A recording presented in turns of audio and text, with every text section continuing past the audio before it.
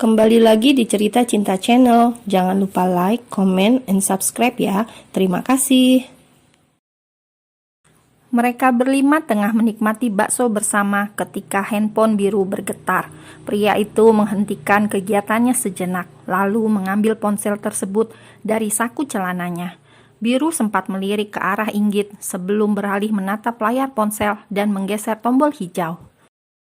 Iya mah, Biru bangkit dari duduk dan sedikit menjauh begitu sambungan telepon tersambung. Masih di kampus? Iya, lagi jajan di kantin kampus. Mama ada di depan rumah kalian, bisa pulang sekarang. Sekalian Inggit juga suruh pulang. Ada sesuatu yang pingin Mama omongin. Tapi Mah, panggilan ditutup dari sebelah pihak. Tut, Mama ini belum juga selesai ngomong udah dimatiin aja. Gumamnya kesal. Pria itu ngedumel sendiri, merasa kesal dengan mamanya, namun tidak bisa membantah perintahnya. Biru kembali ke meja kantin, pamit dengan kedua sahabatnya dan juga Hilda. Kemudian pria itu pergi dengan tergesa. Sesampainya di luar, tepatnya di parkiran, Biru segera mengirim pesan dan menyuruh perempuan yang berstatus istrinya itu pulang. Inggit menatap ponselnya dengan kernitan di kening yang berlipat.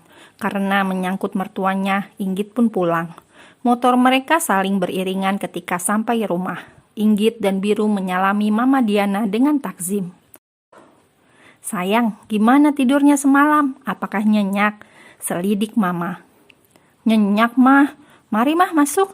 Maaf berantakan, Inggit belum sempat berkemas. Ujar Inggit sungkan.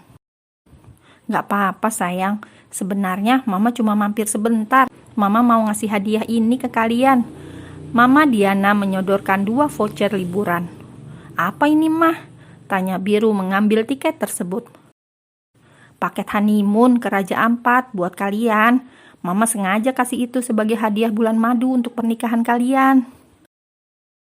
Inggit dan Biru sama-sama terdiam. Setelahnya, Inggit berdehem sejenak, lalu segera menolak dengan perkataan yang halus dan sopan. Maaf, Mah, sepertinya kita belum butuh itu sekarang. Mungkin lusa setelah kuliahnya libur, bisa Inggit pertimbangkan. Tolaknya sopan. Gitu ya sayang, gak apa-apa sih berangkatnya agak nanti juga. Yang penting kalian terima, ujar Mama Diana sedikit maksa. Terima kasih, Mah. Kita akan mengambil cuti dan berangkat bulan madu bersama. Ucap Biru cepat. Inggit melirik Biru tak percaya. Gadis itu ingin protes, tapi nanti saja setelah orang tuanya pulang.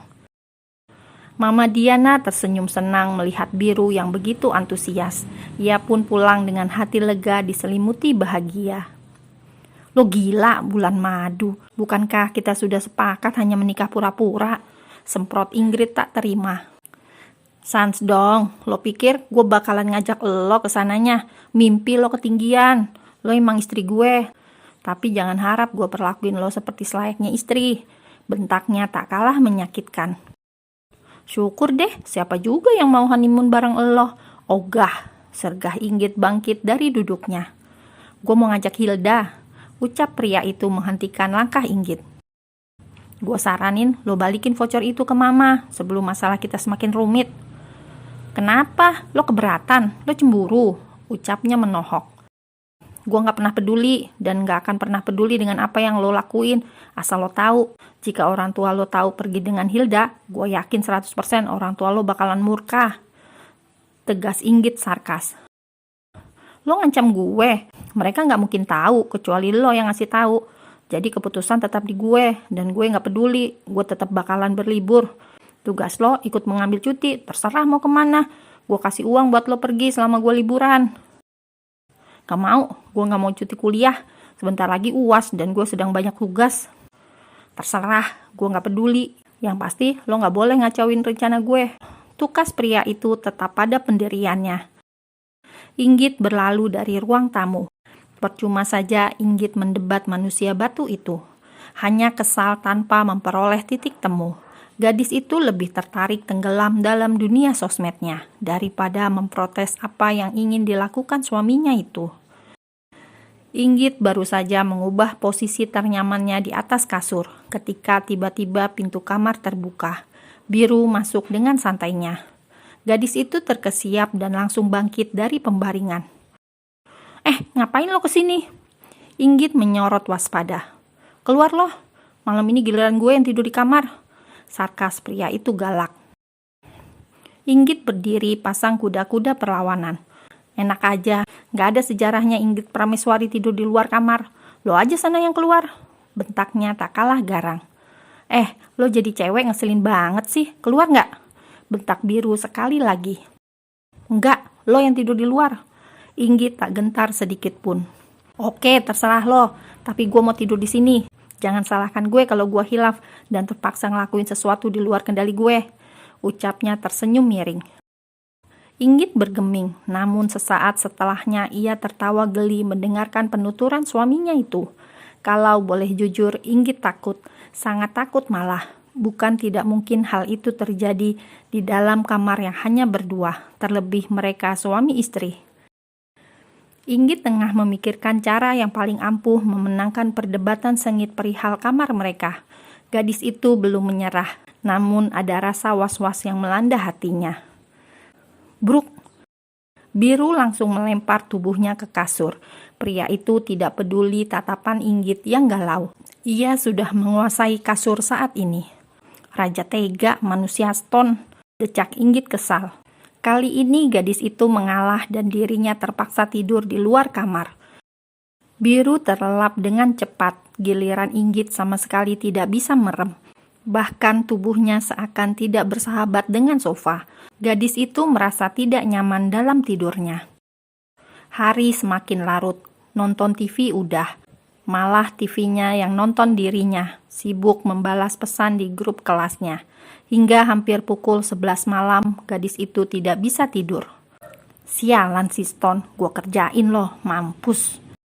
Inggit membuka kamar secara perlahan. Gadis itu mengintip dan memastikan Biru yang benar-benar sudah terlelap.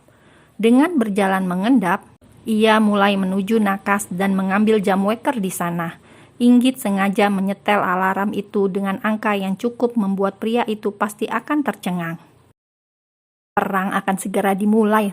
Lo jahat, gua beli. Gumamnya lirih menatap sengit pria tampan berstatus suaminya itu yang tengah tidur dengan gaya tak beraturan. Inggit keluar lagi. Ia mulai menumpuk bantal dan merebahkan punggungnya di sofa. Mau tidak mau ia harus tidur di sini malam ini daripada tidur satu ranjang dengan pria itu. Oh sofa, bawa daku ke dalam mimpi yang indah dan lelapkan aku malam ini dengan perasaan tenang. Gumam Inggit lirih sembari melelapkan matanya. Pagi harinya, Inggit terjaga. Gadis itu melirik ponsel dan melihat jam di sana. Ternyata masih lumayan pagi, tapi tak apa. Gadis itu segera mandi dan bersiap ke kampus. Inggit melirik Biru yang masih terlelap damai. Pria itu pasti akan kesiangan ke kampus pagi ini. Rasain loh, telat deh, hahaha. Gadis itu terkekeh puas. Bukan hanya itu, Inggit juga menonaktifkan keran air di rumahnya. Jadi praktis pria itu tidak akan bisa mandi karena airnya mati. Inggit tertawa puas. Ia merasa pagi ini begitu gila. Bisa bereksperimen dengan nyata. Dan yang Inggit kerjain adalah suami batunya yang sudah lama Inggit benci. Inggit dan Biru sudah saling membenci sejak lama. Kekasih sahabatnya itu memang tidak ada akur-akurnya sama sekali. Karakter Biru yang membuat Inggit muak. Dan sifat Inggit yang membuat Biru males. Keduanya klop saling sengit walaupun tak pernah terucap secara langsung. Dan hari ini Inggit merasa kesempatan itu berpihak padanya. Saatnya membuat pria arogan itu menikmati karma. Inggit sudah melesat ke kampusnya dengan Scoopy kesayangannya. Gadis itu melebarkan senyum ceria sepanjang jalan keberangkatan. Lain Inggit, lain juga Biru. Pria itu baru saja terjaga setelah pekikan alarm menggema. Dengan malas tangan Biru menjulur ke meja nakas dan mematikannya. Sekilas samar netranya menangkap jarum jam pendek di angka 9 lewat 45 menit siang. Pria itu terjingkat tak percaya. Ia segera bergegas turun dari ranjang dan melesat ke kamar mandi. Siang ini Biru ada kuliah pukul 10 siang. Itu tandanya ia sudah hampir telat. Tangan pria itu memutar keran dan tidak menemukan sedikit pun air yang mengalir dari sana. Sialan, pakai acara mati segala. Telat gue. Racaunya kesal. Inggit, awas lo ya, gak bangunin gue. Batinnya geram. Pria itu melangkah lebar keluar dari kamar dan tidak menemukan gadis itu di rumahnya. Inggit, Inggit, teriaknya geram. Melangkah keluar dan tidak menemukan motornya. Itu artinya gadis itu telah pergi meninggalkan rumah. Cewek sialan, jangankan bangunin tidur, malah pergi tanpa pamitan. Well, kenapa juga harus pamitan? Bukankah mereka hidup versi masing-masing? Biru benar-benar kesal. Ia akhirnya memutuskan untuk pulang ke rumah mama.